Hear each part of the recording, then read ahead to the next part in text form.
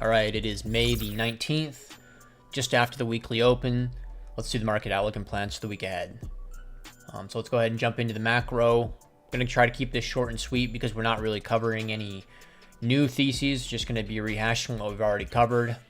So the first point that I've been making over and over again, we're still in an uptrend. The next point to make is that we're just in a range, right?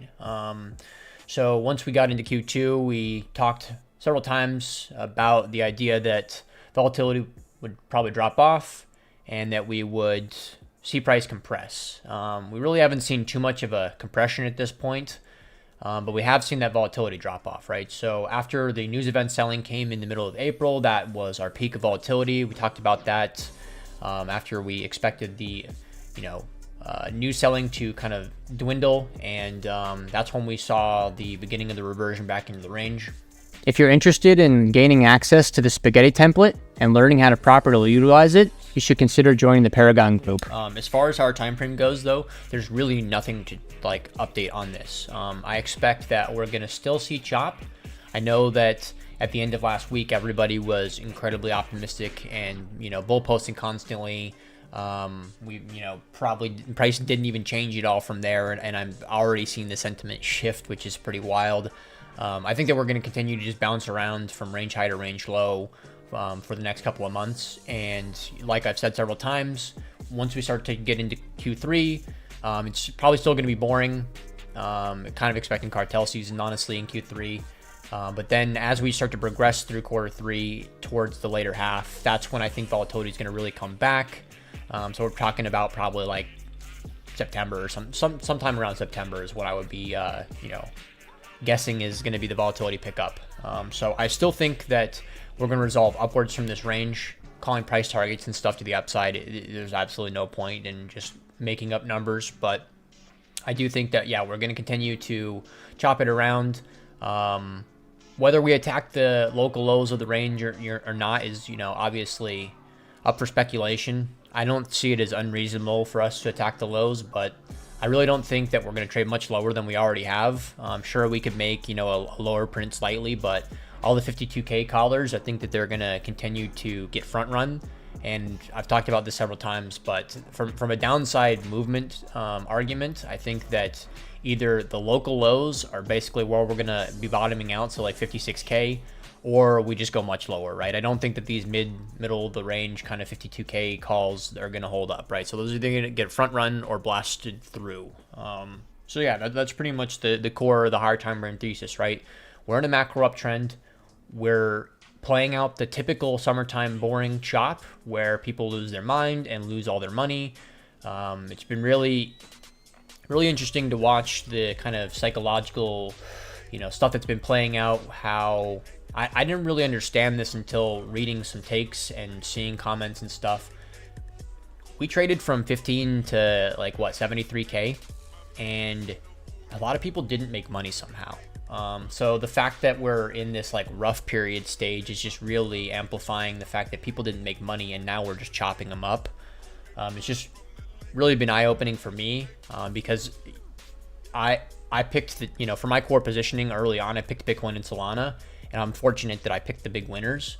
But it's just been really wild watching feedback from other people to see that we had this massive rally for 15, 16 months. And there's a lot of people that just didn't benefit from it in any way. So we'll go ahead and digress from that. TLDR, macro, we're expecting more sideways for the foreseeable future, but I think that we're going to resolve upwards eventually and trade much higher. Let's get into the medium time frame. Nothing crazy has changed on the medium time frame, just more or less playing off what we talked about on the stream on Friday. So first thing is that we're still obviously in this macro range, right? Range low 61.5 roughly, range high 69 roughly, or 69.1, whatever you want to call it.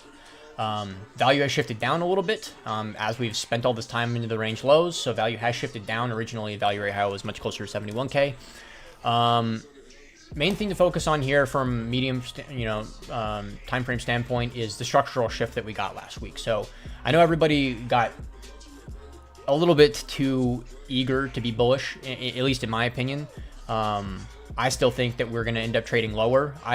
But there is an argument for the structural shift, right? So the fact that these kind of equal lows got yeed through, and we made arguably lower or higher lows and then a higher high to follow on the medium time frame, right? We were observing this trend structure, and this is the structural shift. So I think that this will probably drive down, and if bulls can actually mount some buying and build up some demand over here, then that's what we're looking for, that trigger to trade up to the range high. So I think that that's on the cards this week. Let's go ahead and get into the conversation around memes or alts. But I mean, let's I actually just did that subconsciously, but we're gonna go ahead and run with that because what's the difference, right? So first thing that we're going to talk about is the kind of drama. I think it's stupid, but I'm going to address it anyways, right? So everybody is worried about the death of altcoin or the death of meme coins right now. That's the talk of the town. When you look at, what's happening with meme coins, they're obviously getting sold off pretty hard. Is this the death of the memes? Is it time for another major, rotation away from memes, and memes are going to be long forgotten? That's the question that everybody's asking right now. And there's a lot of fear and emotions around that. I personally don't think that we're going to abandon memes anytime soon. I think that the meme sector has really, it cemented itself in previous cycles, but in this cycle in particular, with its overperformance relative to, quote unquote, valuable or fundamentally solid things, we've really just witnessed memes cement themselves. And I really would urge everybody to just not get caught up in the emotions and all the bullshit that everybody's spouting. I feel very confidently that after the kind of de-risking stage in these memes comes, it's going to come back again. It's just a matter of when. So as far as meme coins go, I'm not worried about any of that stuff failing or going away anytime soon. I think that we're just going to continue to get more and more ridiculous with how those things play out.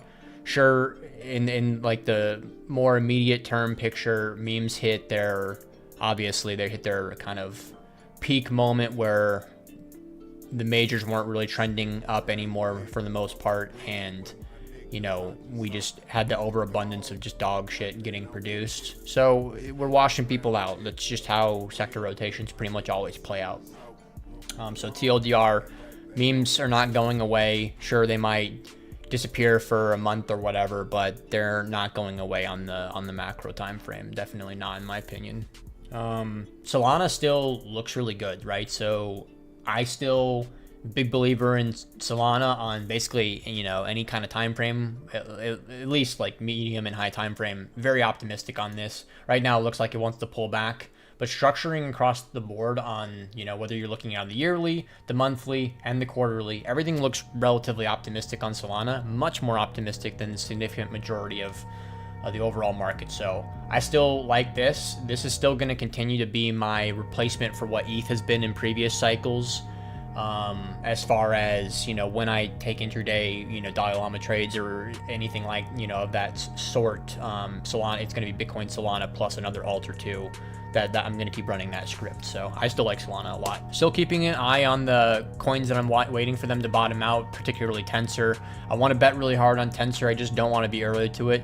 That's really one of the big themes for how I play these coins, especially on the long-term thesis stuff. I don't want to be early to the trend because being early before these trends really form is just max pain. I've been there, right? I've learned this lesson through pain. So I'd rather be a little bit late to Tensor or any of these kind of coins, but they're going to be fantastic plays. It's just a matter of when. So that's pretty much it for the watch list. There are a few other coins that look okay, but these are definitely your big winners right now, in my opinion. I think from a shitcoin standpoint, like Pepe, TON, and JTO are the main coins I'm going to be focused on this week. If I get a long setup, I'm going to long at least one of these with Bitcoin and Solana. Maybe more than one of them. We'll see. It's kind of setup dependent. So that's pretty much it. I'll go ahead and end it on that, and I'll see you guys out there. Good luck and cheers.